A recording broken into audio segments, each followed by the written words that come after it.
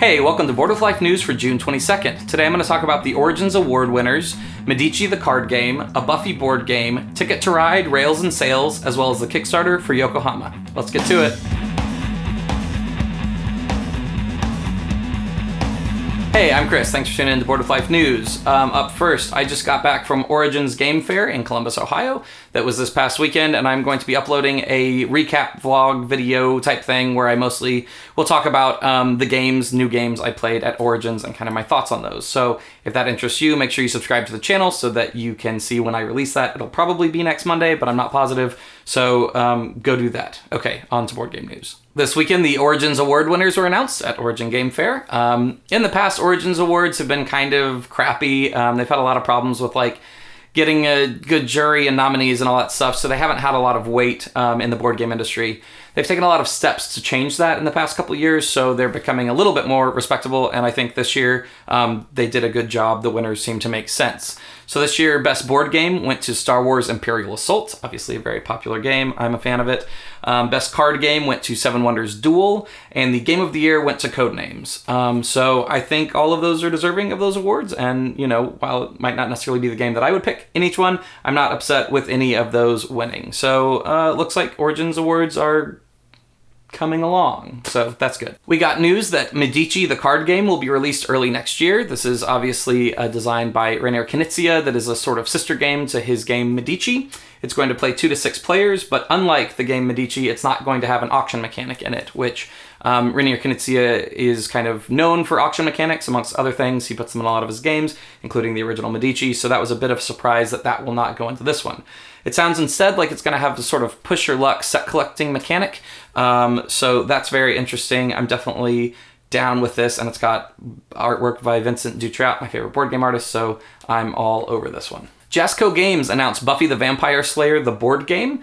This is going to be a co-op game for 1 to 6 players. In it, you're going to take on the roles of Buffy and her friends while they try to protect Sunnydale from the forces of evil that are trying to open the apocalyptic whatever portal thing. You know, the show, you've watched it. So there's not a lot of information about mechanics or anything. I'd imagine it's going to be a pretty straightforward, like dudes on a map type game, like a lot of these kind of IPs wind up being.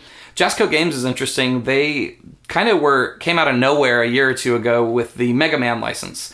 And they made a Mega Man board game, and since then they've gotten like Street Fighter and Dragon Ball Z and stuff like that. So they've been making a lot of these kind of hot property licensed board games in the community. So it's interesting to see how they will continue that. Obviously, they are with Buffy the Vampire Slayer. Days of Wonder announced Ticket to Ride, Rails and Sails. This is a standalone game that is obviously in the kind of Ticket to Ride mechanical universe. It will include not only trains, but ships. So it's going to have a double-sided map. One side is a world map. The other side is going to be the Great Lakes. And with the addition of ships, you're going to have the choice to kind of cut across waterways with ships or go around them in a longer way with trains. It seems interesting. It seems a lot like more of the same, just a simple gateway game that has really good, simple to understand mechanics. So if you're a fan of Ticket to Ride, I'm sure this will be interesting to you. The Kickstarter this week is for Yokohama. This was originally released in Japan. It is designed by Hisashi Hayashi, who designed Trains and a couple other big games, Rolling Japan, stuff like that. Tasty Mitchell is going to be bringing it over, so they're going to be giving it the deluxe treatment like they did with Orleans, where you're going to be able to back and get a lot of wooden bits that weren't in the original game, things like that. So that's pretty exciting to me. I got a chance to play this at Origins over the past weekend, and I was a big fan of it. It looks super intimidating on the table, but the game itself is actually, the mechanics are very easy to understand, and you just have simple turns with complex choices. So I was a big fan of it. I'd recommend it. It is $45 right now on Kickstarter, but you can back at the $60 level to get all the deluxe components, which I would recommend because wooden bits are great. All right, that's the news for this week. Thanks so much for tuning in. Make sure you subscribe to this channel as well as follow me on social media. I'm at Chris Bryan Games on Twitter and Instagram. Also, make sure you go listen to the Dungeons & Dragons podcast that me and my friends make because that's good and it's funny and you'll like it, I promise. And the link is below for that. This week's question comes from @AriconUK, and they ask, do you think you should be able to copyright mechanics? So for those of you who don't know, you cannot copyright a board game mechanic, right? So Donald X Vaccarino can make Dominion, come up with the idea of a deck builder, which is a new mechanic that's never been done before, and then a company can make Ascension, right? That is essentially the same mechanic with some different ideas in it, and that's totally legal, that's fine. Or Magic the Gathering can come up with the idea of a trading card game with Richard Garfield doing that, and then there can be a billion trading card games, and that is not in any way breaking any laws, right? So the bad that comes from that is obviously you can just basically steal someone else's idea, right? Somebody works very hard, comes up with something interesting and creative, and somebody else can steal it and make a bunch of money off of that, right? That doesn't really happen, right? So there are games that come out that are very similar to the other games, but they usually are done in a slightly different way, and they aren't like exact ripoffs. That happens sometimes, but it's not super common in the hobby. The good is that means that anybody can use the best ideas of anyone else, right? So the best designers can play with all sorts of interesting mechanics, combine them in new ways, all sorts of stuff. And that means that we get the best possible games, right? Think about the idea if like you could have one worker placement game, like ever.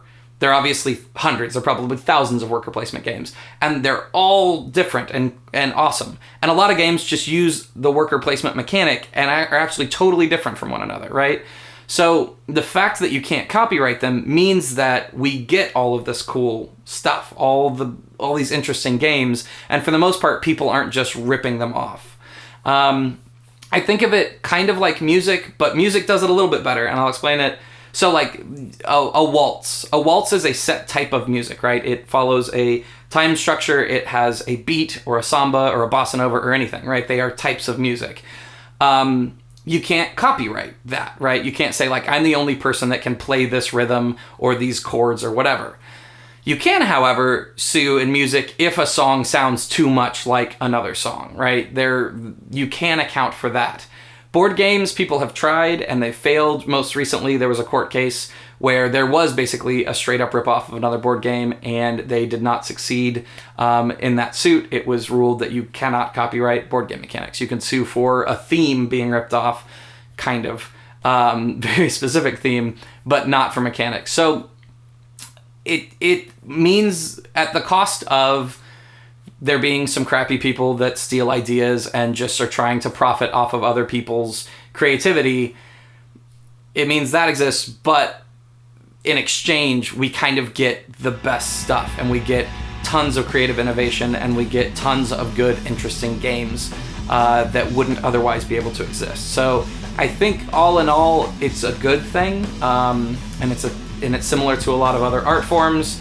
That being said, nobody's ever like stolen a game from me, so I'm sure I would feel slightly differently if that happened. But yeah, so thanks for asking that question. It was a great one, and I will see you next week.